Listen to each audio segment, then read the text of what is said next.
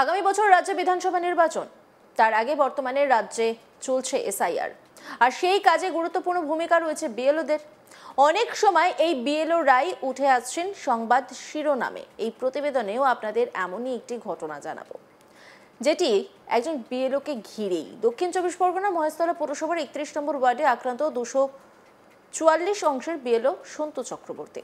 তার অভিযোগ, ফর্ম সংগ্রহ করার সময় স্থানীয় যুবক সায়ন্তন সিনহা হঠাৎ তাকে পরিচয়পত্র দেখাতে বলেন।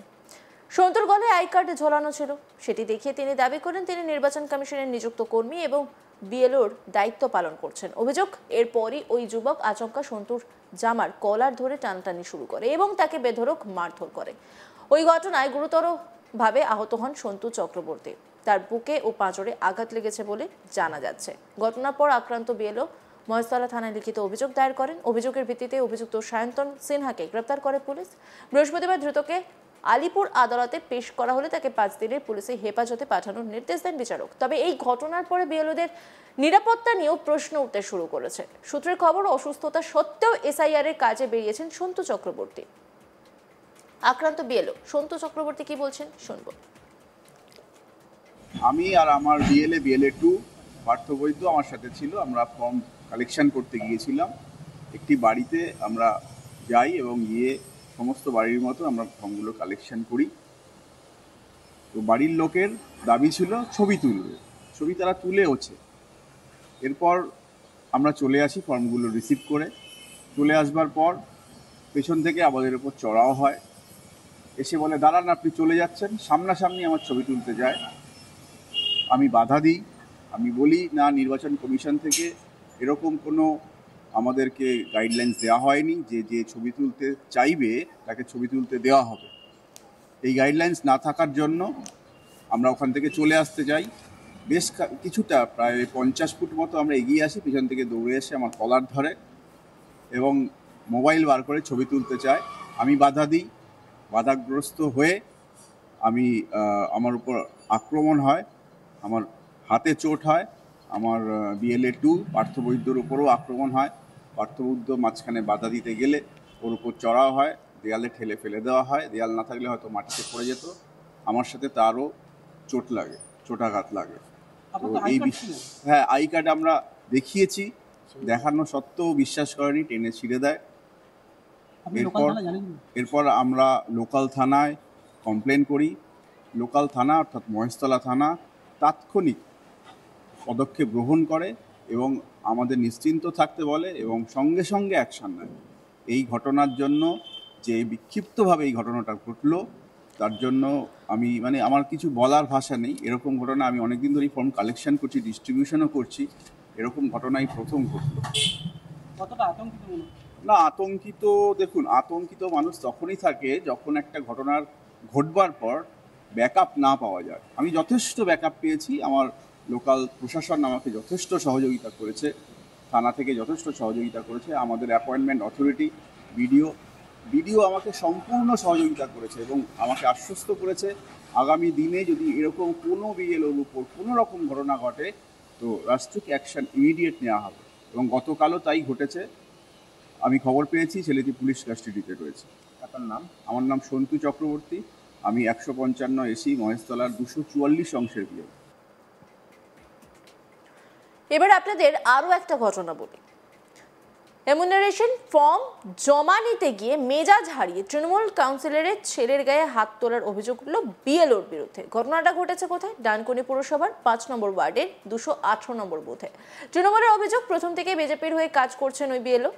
দলীয়ভাবে নির্বাচন কমিশনে অভিযোগ জানানো হবে বলে দাবি তৃণমূলের, যদিও সমস্ত অভিযোগ অস্বীকার করে। কমিশনের নিয়ম অনুযায়ী তিনি কাজ করছেন বলেও দাবি করেছেন ওই বিএলও। স্থানীয় সূত্রে খবর, শুক্রবার সকালে গণনা ফর্ম জমা নিতে যান বিএলও চন্দ্রিমা ঘোষ। 5 নম্বর ওয়ার্ডের তৃণমূল কাউন্সিলরের সীমা মাকালের ছেলে জিৎ মাকাল তার দাদার ফর্মে নামের বানান ভুল থাকায় কি করে সংশোধন করবেন তা জানতে চান বিএলওর কাছে। অভিযোগ, সেই সময় সহযোগিতা না করে উল্টে মেজাজ দেখান ওই বিএলও। এমনকি ফর্ম জমা না দিলে দিল্লিতে গিয়ে জমা দিতে হবে বলেও জানান বিএলওর বক্তব্য, নিজের ফোনে রেকর্ডিং করতে গেলে ধাক্কা দিয়ে ফোন ফেলে দেওয়া হয় এমন অভিযোগ করা হচ্ছে, এমনকি তার গায়ে হাতও তোলা হয়। তৃণমূল কাউন্সিলরের ছেলে মানে যিনি আক্রান্ত হয়েছেন জিৎ মাকাল, তিনি কি বলছেন শুনবো। বিএলও নাকি তোমাকে মারধর করেছে, মানে কি ঘটনাটা হয়েছিল? আজ সকালবেলা ম্যাডাম বিএলও ম্যাডাম যে ছিল চন্দ্রিমা ঘোষ, তো উনি 218 পার্টের বিএলও, তা উনি এসেছিলেন ফর্ম নিতে। তা আমার ফর্মটা একটু কিছু ইস্যুর জন্য আমি ফর্মটা ফিল আপ করতে পারিনি। তা সেই হিসেবে আমি আমার ম্যাডামকে জিজ্ঞাসা করতে গেলাম যে ম্যাডাম এই দুটো ফর্মের মধ্যে আমার ভুল আছে, এটা ভুল সংশোধন আমি কী করবো। তা ম্যাডাম এলেন, এসে আমাকে বললেন যে ফর্ম ফিল আপ না হলে তুমি দিল্লি গিয়ে জমা দিয়ে আসবে। তা ম্যাডামকে বললাম কেন ম্যাম এরকম দিল্লিতে কেন জমা দেবো, সবাই বাড়িতে হচ্ছে, আমার তো ভুলের সংশোধনী তো জিজ্ঞাসা করতে এলাম। তো তখন ম্যাডাম বলল যে না এটা নিয়ম আছে, এই আছে, অনেক কিছু বললেন। বলার পর বললো যে ঠিক আছে। বলার পর আমি যাই জিজ্ঞাসা করলাম, তা উনি পার্টি পলিটিক্সের ব্যাপার তুললেন। করার পর তখনই এমনি আমার হাত থেকে ফোনটা আমি যে ভিডিও করছিলাম, তো ভিডিও করার পর আমার ফোনটা হাত থেকে কেড়ে নেয় এবং ফোনটা ফেলেও দেয়। ফোনটা তখন আমার ভেঙে যায়। তো এই অভিযোগে আমি কিছু মানে ব্যবহার যে হলো, হেনস্থা হলাম, এরম করে যে চলে। অ্যাজ এ জনপ্রতিনিধি হিসেবে আমি জিজ্ঞাসা করতে গেছিলাম, কিন্তু আমাকে এরম যে ব্যবহার করলো, খুব খারাপ ব্যবহার হলো। যদিও বিএলও চন্দ্রিমা ঘোষের দাবি এরকম কোনো ঘটনা ঘটেনি, উল্টে তার নামে মিথ্যে রটনা হচ্ছে। কমিশনের নিয়ম মেনেই তিনি কাজ করছেন, কি বলেছেন তিনি শুনবো।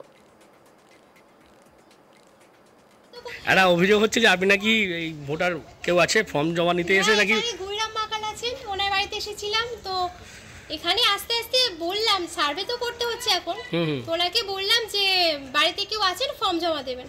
তো ওনার বাড়ি থেকে ওনার ছেলে বেরিয়ে এলেন, তখন আমি এই গলিটা দিয়ে এদিকে এসে এখানটায় দাঁড়িয়ে আছি। তো উনি বললেন যে 4 তারিখে তো লাস্ট ডেট জমা দেওয়ার। তো আমি তাতে বললাম যে হ্যাঁ ঠিকই শুনেছেন, 4 তারিখে ওর ডেটটা আছে, 27 তারিখে লাস্ট ডেটটা ওটা কমিয়ে নেওয়া হয়েছে। তো তারপর উনি বললেন যে আমি 4 তারিখে জমা দেবো। ঠিক আছে, ভালো কথা। আমি তখন বললাম যে 4 তারিখে জমা দিতে গেলে তাহলে আপনি একদম বিডিও মারফত ভারতীয় নির্বাচন কমিশন যে আছে সেখানে গিয়ে জমা দিয়ে আসবেন। তো আমি ওনাকে একটা লেখা পড়ালাম, ওনার মা ছিলেন সীমা মাকাল। তো উনি ফর্মটা ওনাকে দেখালাম, দেখিয়ে বললাম যে আপনি একবারটি পড়ুন লেখাটা কি আছে, ভারতীয় নির্বাচন কমিশন, তার মানে কি ইসিআই, মানে এটা যাবে একদম দিল্লিতে, এটা কোনো পলিটিক্যাল ব্যাপার না। তো যাই হোক, তো উনি বললেন যে আমি চশমা পরে নেই, আমি পড়তে পারবো না। তো আমি তখন বললাম ঠিক আছে তাহলে আমি পড়ে শোনাই। তো ওনার ছেলের সাথে এইটুকু কথা হয়েছে যে 27 তারিখে জমা দিতে না পারলে আপনি 4 তারিখে আবার আমি নিতে আসতে পারবো না, কারণ ডেটটা কমিয়ে দেওয়া হয়েছে। উনি কথাটা শুনলেন না, অনেক গাজবাড়ি করলেন। যাই হোক, এটা ওনার এলাকা, উনি যা ইচ্ছা করতে পারেন, সেখানে আমি নেই। আর তখন কথায় কথায় উনি ভিডিও করলেন, ফোনটা নিয়ে ভিডিও করেন, বললেন যে দেখুন এই দিদিমণি এখানে কিছুই মানে ঠিকঠাক খবর জানেন না, ভুলভাল তথ্য দিচ্ছেন।